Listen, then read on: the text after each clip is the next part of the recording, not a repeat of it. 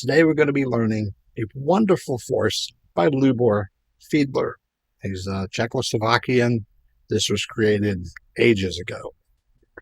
Daryl released it for a time, and he used jokers for his force card. I've also seen it done on the back of a credit card. So you can use a credit card to do the force and then put it in your pocket. Gets it out of the way. But jokers, you use them, you set them down, people don't think about it. This is a way of forcing a card. Well, let me show you how it's done first, then I'll show you what it is. Then I'll show you how to make it. As you take your jokers, you kind of flash the back. Don't make a show of it, but just kind of flash the back so they can see it's blank. They won't, like I said, don't point it out, but they'll think later that they did see it. You do whatever card tricks you're doing. Then when you're ready for the big trick with the force, you get an audience member and you explain to them how you're going to do it. Tell them we'll fan the cards out. We'll take, say, a joker and use the joker to select a card. And then we'll show them that, when we're done, this would be your card. Okay, I'm trying to figure out how to get this on camera, and you're getting a weird angle. But you do that first as an example. Then you spread them again, go through. They tell you where to stop. This time when you spread them,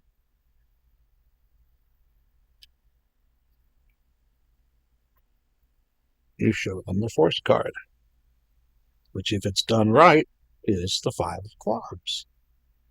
Now, I know that the 5 of clubs has already been removed because it's my force card and I don't want it here. They don't know that there's not one in the deck. So how do you force it when there's not one? Because when you close this up, you put the joker away, you can put the cards in their hand, tell them you're going to make them vanish, and they'll hold on tight. And you do your polyrazzmatazz, and then go through. The card's gone. Okay. The way it works, it's horrible, I know, but this is beautiful.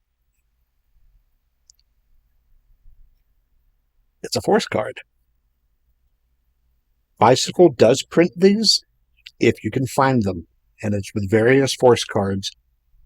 I hadn't been able to find anyone selling them, so I made one. This is actually the first time I've ever split a card. I'm not a card guy, but this was cool. So you can feel it. It is glued on. On the printed one, you don't feel it. So you could, if you're brave, have them stick the card in. With this one, you can't because they'll feel it. So we're going to look at how to make it, and then we'll talk about some of the handling. To make the Fiedler Flier, I use jokers because that's what I learned on, and I like them because you can use a joker, set it away, nobody questions it, because the jokers are just kind of useless anyway, right? So you're using it just to kind of mark a spot in the deck. We're going to use these two. One stays plain. One's going to get a card put on the back of it. You can take the corner, and you either start folding it back and forth, or what I like is you tap it, and you'll see it start to split. And as it splits, you'll see the 3 layers here. You got the back, the middle, and the front. Depending on what you're doing, you may want to, depends on what you want to peel. Like if you're making a double backed card, you're going to want to peel just the back of one, but then you're going to peel the back and the middle of the other because you want to put all 3 layers back together. On this one, all I need is this because it's going on the joker. It's going to go like this. If you do the middle, it might actually look better because it'll stick out, but I just don't want it to stick out that far. So this is just the back, or just the face. It might look more realistic if I use the middle end, but I don't want to. So you go slow, I've tried it on the desk. I've tried it in the air. I haven't found anything that really worked. You just keep right close on it. You don't go too far apart or you're going to tear it. And the speed is not, see, I tore it right there. Luckily, I don't need that portion for this. If I was doing a full deck, a full card, I'd just mess that one up. Hardest part is getting all the way across one way or the other. Once you get it all the way across, it's easier. So I'm going to keep that torn section. I'm not using that part of the card, so it's not going to be a problem. I got to try and get around this other corner.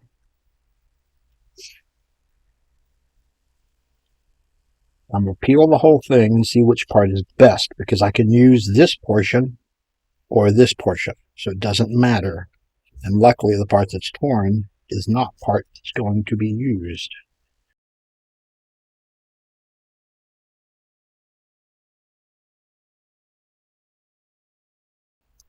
Looks like this part's the best part. I'm going to put it down on this section to see how much I need. About that much. So none of the parts that are torn, because there's this tiny little tear here you can't really see, and then there's a bad tear here. But they don't matter because we're not using them.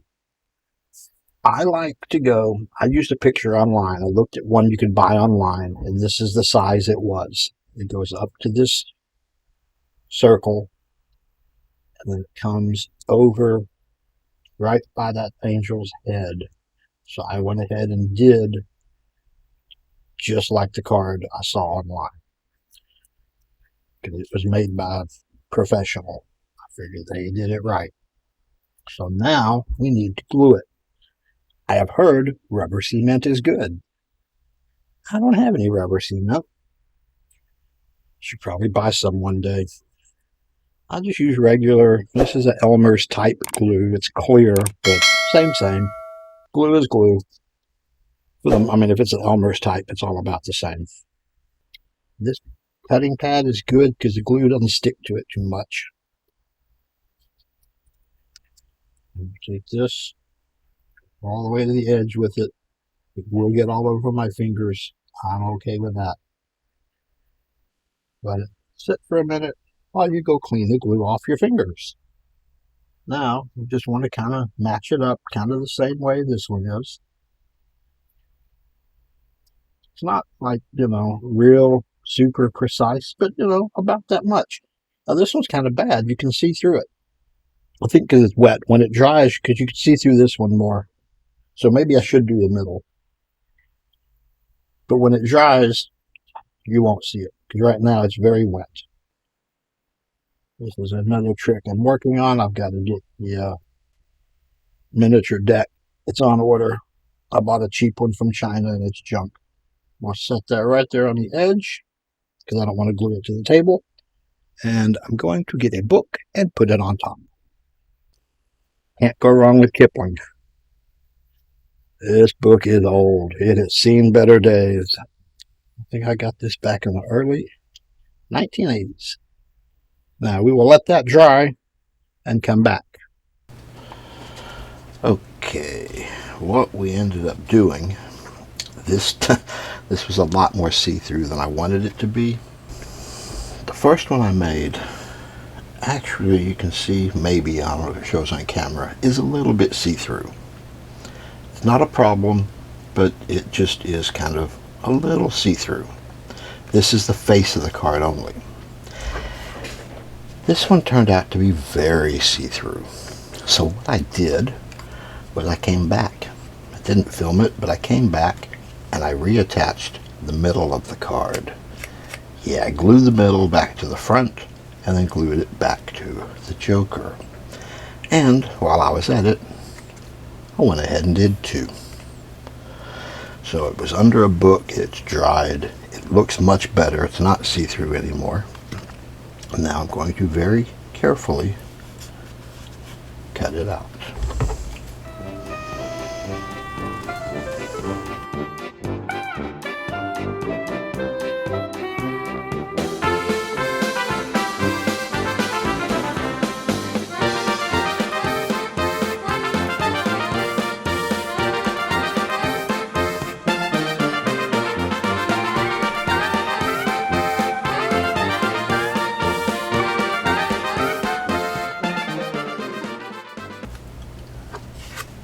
Now we have 2. I don't need 2, but I figured why waste that? And I've got stacks of jokers. I think most of us probably do by this point. When you first get your jokers off, you kind of, as you're setting them down, you can just kind of flash the back. Like I said, don't make a show, but you just flash it. And that way, it's already, no one's going to suspect a joker anyway, but they've seen them. The backs are plain. And they'll remember that later. So you don't, show it, but you just kind of flash it as you set it down. Then, when you pick it up, you're picking this one up that they didn't see. When you're doing a spread,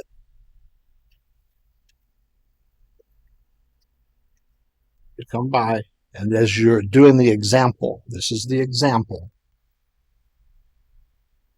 I know on this one, I need, when I square it up, to see the force card, I need his whole shoulder to show. When you make your own, you'll have to figure that part out. But as you do the spread to show for the example, you keep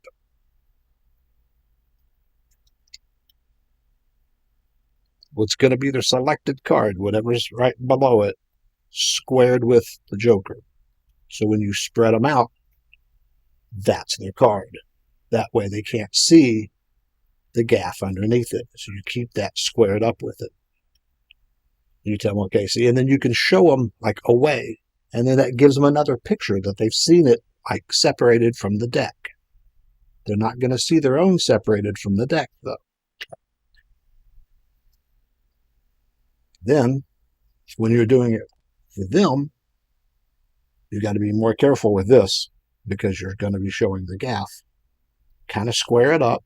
I was taught to square it. That's the way it's taught, I guess, because it helps you set the spacing right. You fan them back out, but this time you keep it squared with the card above it. You leave a space, a big space, almost as if there were another card there. Because with the gaff here, it's kind of like there is another card there. So you keep it up about that height for this I make. And then you spread them and you leave a big, uncomfortable gap. Because then from the front, you can see the 5 of clubs, which is this force card. So it's like I said, it's a big, uncomfortable gap right there. But that's what you've got to have. And you keep your finger here because otherwise you'll start seeing all this weirdness below it. So you keep your hand covering this. And I think it's a very clean looking force. You, of course, pull the duplicate, the actual one out. You can have it reappear wherever you want it to appear. It's a good any card, like impossible location. They can then count it. There's only 51 cards. Their card is gone. Now, the worst thing you can have people do is sit there and count. So 1, 2, 3, 4. No one's going to want to count all 51 cards. I really try not to do that. But you can have them just real quick, just do you see it and have them fan through like fast. Because nothing slows down a trick longer than 1, 2, 3. Don't make them count 51 cards. They don't want to do that. It really just kills the timing of a trick most of the time. But you just have to practice when you're showing these. You want to make sure you don't show them, So you practice that spread with the joker. You practice this spread of the example. And then you want to make sure and get good practice on this spread for the force. So there's 3 parts of the handling you need to practice. You're going to want to do this in front of a mirror because when you're doing it, you can't, look at it. So you practice this in front of a mirror till you get it right. If you can buy it, it's easy. They're a couple dollars. I see them online. Just everyone's out of stock. I don't know if people aren't making them anymore. And I don't know on some of them if they're homemade being sold or if they're printed, because Bicycle was printing them for a while. Daryl has some very good videos on the handling of Fiedler's Flier. If you can find them, I was hoping it was on Fuller Doolers, which if you don't have Fuller Doolers, get it. It's the best Daryl I've ever seen. His stuff is really good. Of all, I have so many videos, books, DVDs, gimmicks, all this crap. More stuff of Daryl has actually made it into my routines and my shows than probably anybody else.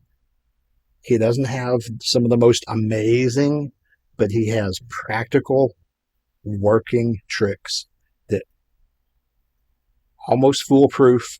They work very well in the shows. This one is really good. You practice the handling of it. This one's very slick. If you can find it, look for a video of Daryl doing this, because of the videos I've seen, Daryl's the best one. And if you can find his teaching video of it, buy it, because he's really, really good. Fiedler's Flier is just probably the best foolproof force. If you want to see some other handlings of it, I have a video of the Himber envelope, and you can see how to have a force card hidden in a dual envelope, and then use the Fiedler's Flier to force the card. I'll put a link to that video down below. And check out the blog for more details and more written instruction. For more detailed instructions and pictures, please visit the blog at FreeMagicFun.com. Keep practicing.